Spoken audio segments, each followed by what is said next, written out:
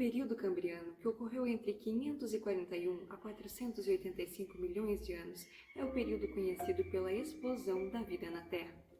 Foi nesse período que se originaram todos os principais filos de organismos multicelulares, e foi aí que ocorreu a irradiação de praticamente todos os grupos que encontramos atualmente, em um período de tempo geologicamente curto. O surgimento de organismos através de um Big Bang biológico foi o que caracterizou a expressão explosão cambriana. O que comprova essa diversidade evolutiva é o enorme número de achados fósseis correspondente a esse período. Evidências geológicas demonstram que houve um aumento na complexidade desses organismos que tiveram seu ápice marcado no período cambriano. Apesar da fauna cambriana ser conhecida principalmente por grandes números de achados fósseis, oriundos do aparente desenvolvimento de organismos com carbonato de cálcio, quitina em sua composição de exoesqueleto, os animais mineralizados ainda eram raros. É importante destacar que durante toda a história evolutiva, picos dos níveis de oxigênio foram responsáveis por grandes eventos de extinção, e nesse caso, a diversificação da vida. Estudos afirmam que o derretimento das geleiras acabaram lançando uma grande quantidade de nutrientes nos oceanos, o que propiciou a proliferação de pequenos organismos, como o fitoplâncton, permitindo o aumento da concentração de oxigênio no ar. Evidências ainda sugerem que a formação da biota cambriana está fundamentada por alterações nas propriedades químicas do oceano e no ciclo do carbono, ocasionadas por intensas atividades vulcânicas.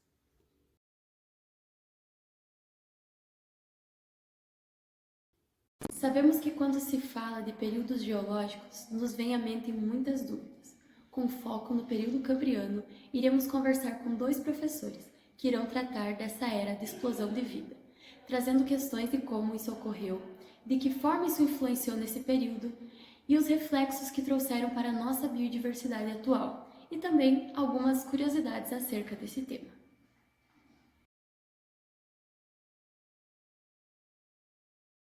Então, quando a gente considera a questão da dimensão do tempo, né, na história nós chamamos de tempo histórico.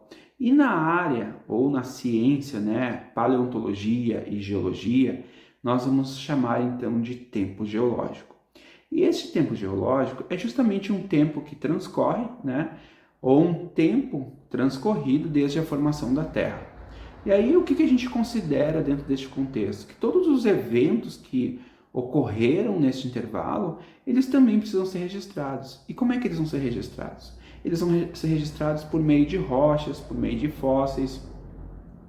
E quando nós colocamos isso numa tabela, ou nós enxergamos isso, nós temos uma classificação. E aí nós temos uma tabela que é denominada de tabela cronoestratigráfica.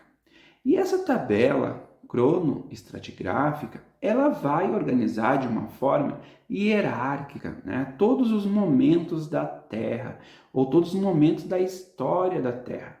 E aí nós vamos ter unidades temporais ou unidades geocronológicas.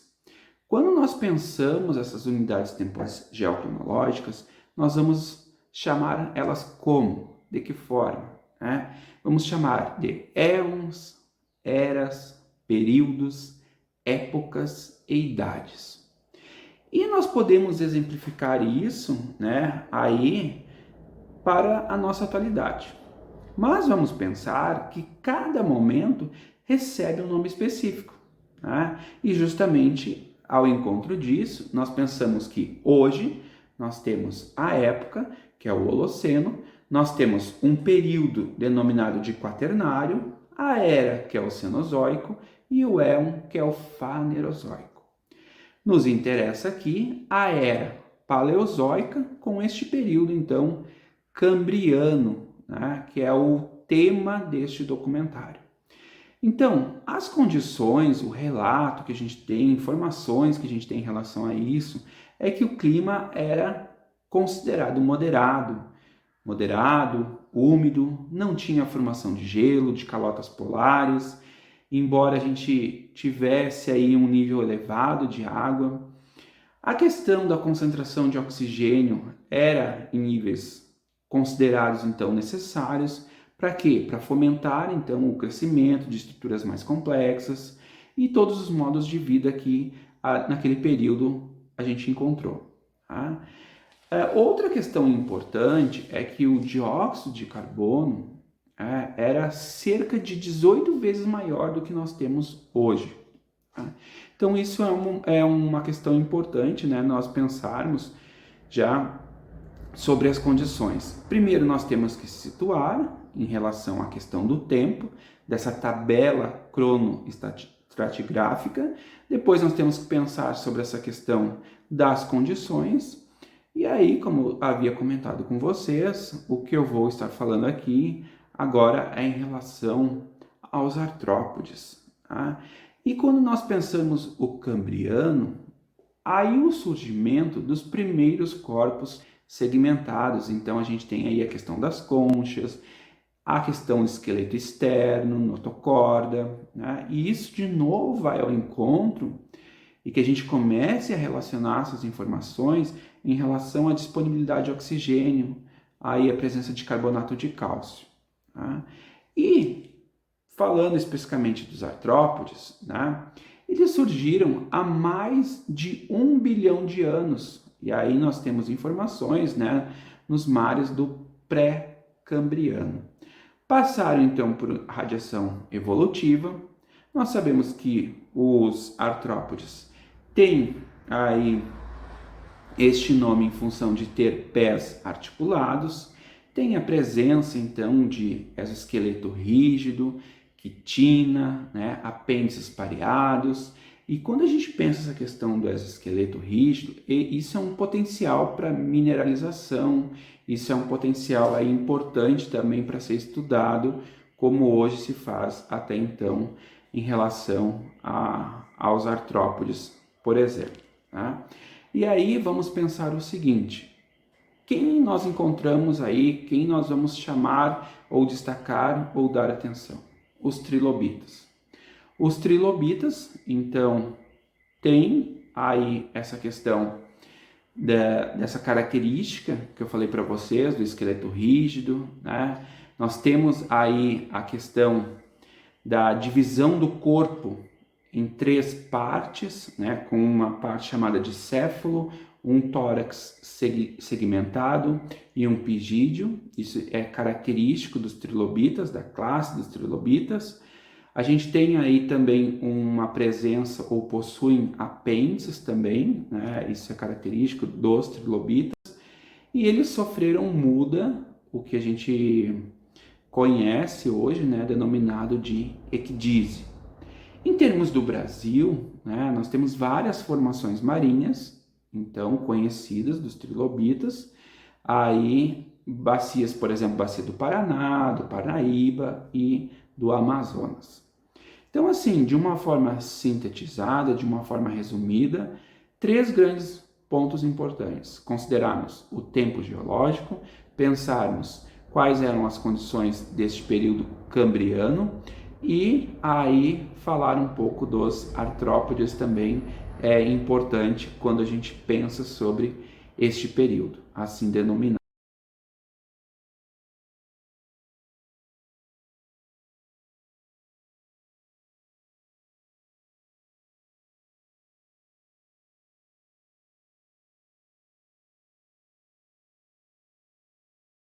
O que aconteceu de diferente nesse lugar? Nesse lugar não, né? Nesse tempo aí geológico. O que aconteceu é que surgiu um monte de fósseis, né?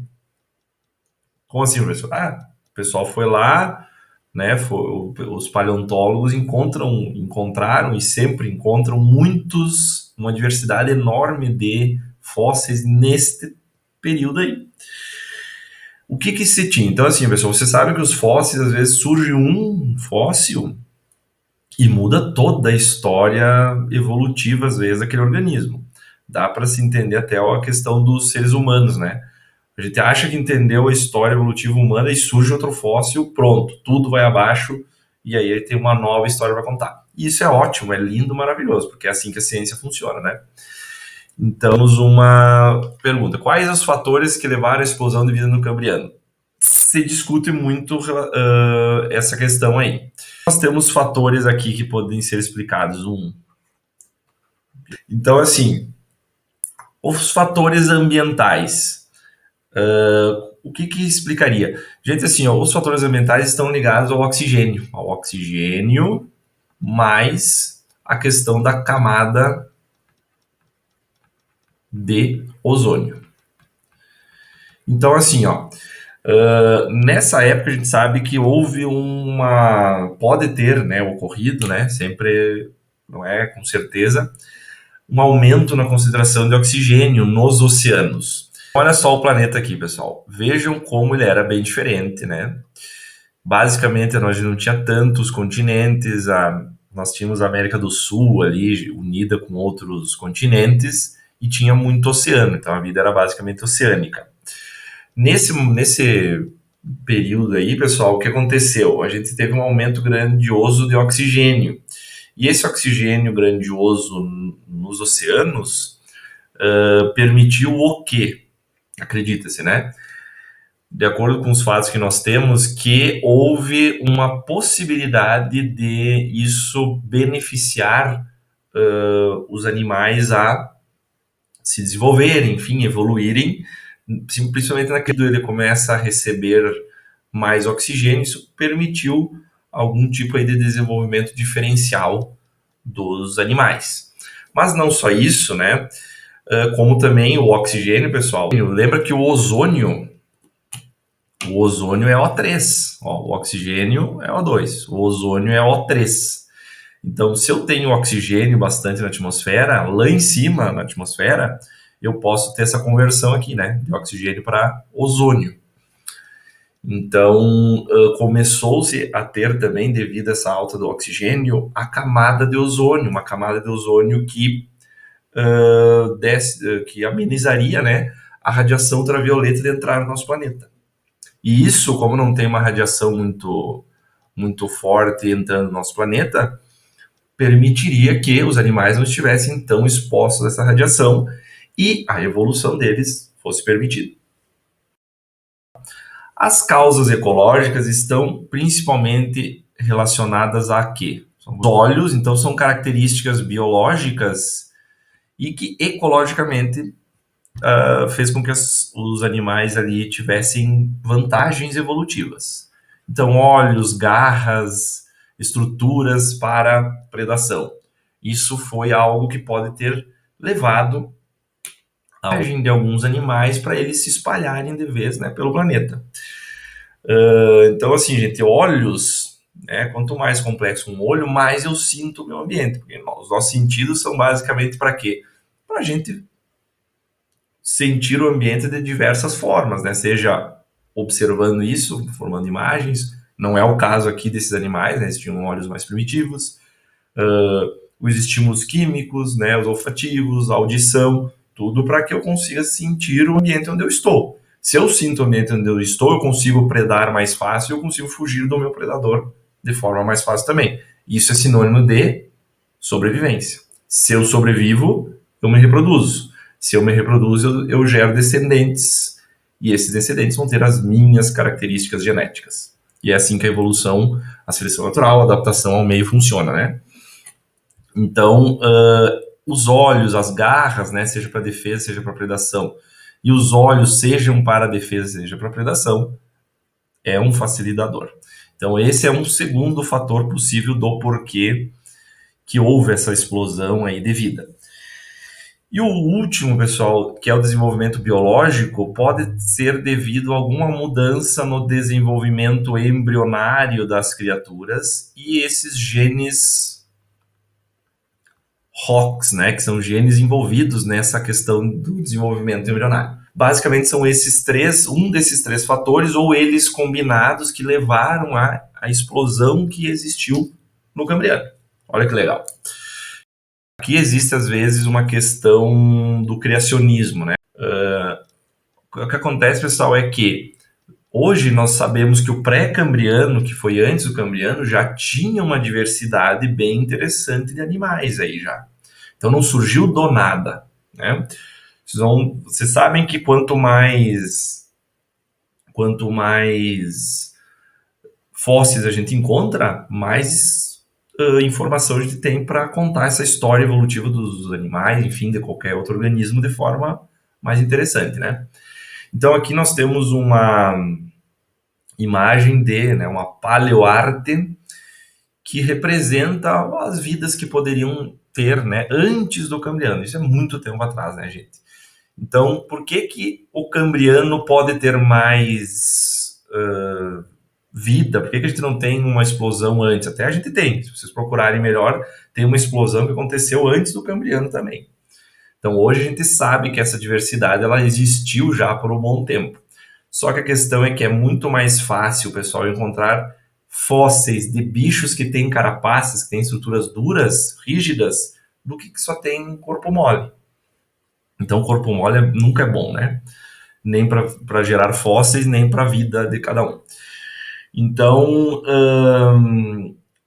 isso é uma coisa que a gente tem que ter na cabeça. Sempre teve uma diversidade, só que no Cambriano nós temos uma evolução aí de estruturas rígidas. Provavelmente isso evoluiu para uma maior defesa desses organismos que viviam nos oceanos, né? Porque talvez a predação também se intensificou. E aí pode explicar um pouco dessa explosão no Cambriano. Os mais importantes, pessoal, são esses aqui de cima, ó. Esse e esse, que são os trilobitas, né? Na faculdade eu lembro que eu e meus amigos chamávamos carinhosamente eles de tribolitas, né? Os trilobitas, vamos passar aqui, os trilobitas, quase que eu falei tribolitas agora. Os trilobitas, eles são esses animaizinhos aí, pessoal, e tinha uma diversidade enorme desses animais. Informações fósseis desses animais são enormes, tem muitos exemplares, várias espécies diferentes dessa época. Então, pessoal, olha aqui, né? Nós temos um fóssil bem inteirão aí, né? Quem pensou num tatuzinho bola, aquele tatuzinho de jardim, não um mamífero, né? Tatuzinho de jardim, está certo. Por quê? Porque esse bicho aqui ele é considerado um artrópode, né? Antigo. Vocês sabem que os tatuzinhos de jardim eles são crustáceos terrestres, né? E eles têm esses trilobitas, eu tenho que cuidar para não falar tribolitas agora. Os trilobitas, eles também tinham essa possibilidade de se enrolar, né? E ficar uma bolinha para se proteger dos predadores. Então, por isso que talvez ele se diversificou tanto, né? Então, como que eles descobriram? Cada estruturinha dura tinha um espacinho que poderia ter uma espécie de um músculozinho ali que poderia permitir esse movimento. Então, os trilobitas, pessoal, eles são muito, muito, muito importantes para o entendimento desse período, né? E deixa eu ver se eu tinha colocado mais alguma coisa. Ah, sim. E aí tem esse cara aqui, ó. Esse cara não, né? Esse fóssil aqui que ele é muito famoso porque ele é o que a gente chama do gênero Anomalocaris. Ele era um predador de topo da época, dá para ver por quê. Mas ele não era tão grande assim como representa essa figura, né? Olha só aqui, eu botei para vocês o tamanho dele aqui do ser humano, do ser humano e dele. Mas ele era grande, né? Eu não queria me encontrar com ele no mar. E aí o que acontece, pessoal? Ele tinha essas estruturas aqui que permitiam a predação aí de animais com carapaças duras. Então ele era um cara que convivia, coexistia com esse pessoal aí que tinha carapaças duras. Então o Anomalocaris ele é bem importante nesse sentido. Vocês já devem ter... Se vocês olharem em algum vídeo, até deixei um link aqui, né? Sobre os trilobitas. Se vocês olharem animações, enfim, vocês vão ver que esse cara aqui está sempre flutuando ali no meio da galera. Como são e a importância dos fósseis de espécies aquáticas. Bom, eu já botei ali os fósseis como eles são basicamente parecidos, né? Mas o que acontece, pessoal? Os fósseis, nem preciso dizer, não é porque eu que estou falando, né? Os fósseis são importantíssimos. É uma das evidências evolutivas, né? Quando a gente estuda evolução, uma das evidências evolutivas tem a embriologia, tem o cariótipo dos animais, tem também a questão dos fósseis. A gente não conheceria metade do que a gente conhece da história evolutiva de espécies se a gente não tivesse fósseis. Então, o processo de fossilização, pessoal, ele não é tão simples. Não é todo animal que vai ser fossilizado. Porque o que acontece quando um animal morre? Ele se decompõe, ele apodrece, né? Se eu pegar alguém, jogar lá no mato, né? Tá, alguém não, que fica muito feio, né? Sei lá, um bicho morreu, ele tá lá na estrada, ele vai se decompor, não vai se fossilizar. Para o que precisa para esse animal se fossilizar, né? Só para a gente terminar aqui, é o seguinte: esse animal ele vai ter que, lógico, né? Ele morreu e esse animal ele vai ser, geralmente ele é soterrado rapidamente por, enfim, rochas sedimentares ou algum tipo de sedimento, e ele vai ficar num local onde o oxigênio é quase inexistente. Com oxigênio inexistente, isso permite ou promove o quê? A lentidão no apodrecimento, né? Claro que as partes moles elas vão se decompor de forma mais rápida, né? Mas o osso, pessoal, tem um diferencial. O osso tem cálcio, né? Lembra que nós temos... o osso é uma forma de a gente armazenar cálcio, né? Lembra que tem lá umas células que a gente estuda em histologia lá, os osteoclastos, os osteoblastos, enfim, os osteócitos, que eles vão trabalhar nessa questão de tirar, colocar cálcio, tirar o cálcio do osso e tudo mais. O cálcio é um mineral. Então, quando esse mineral ele é colocado num local nesse ambiente sem oxigênio, o que acontece? Há uma troca de cálcio por um outro mineral que a gente chama de sílica. Então, o cálcio ele é substituído pela sílica.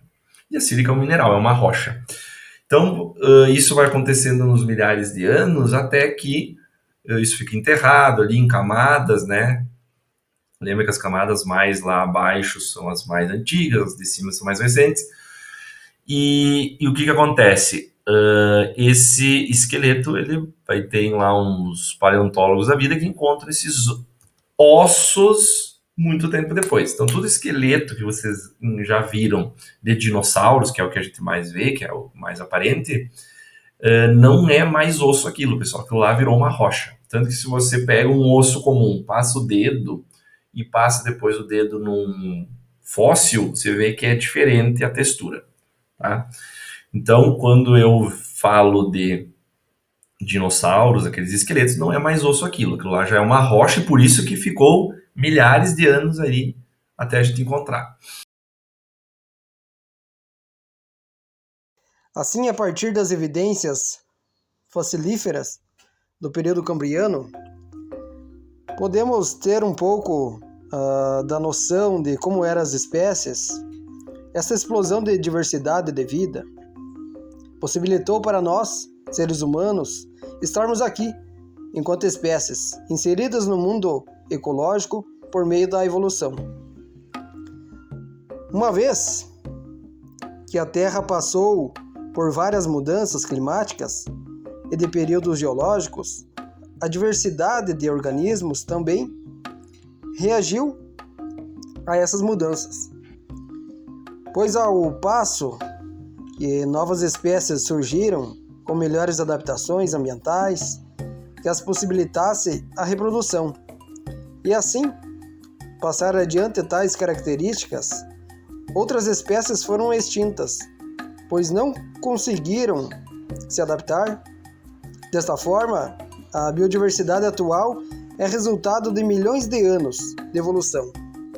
Para Theodosius Dobzhansky, ligado à teoria evolutiva do século XX, nada em biologia faz sentido, exceto a luz da evolução.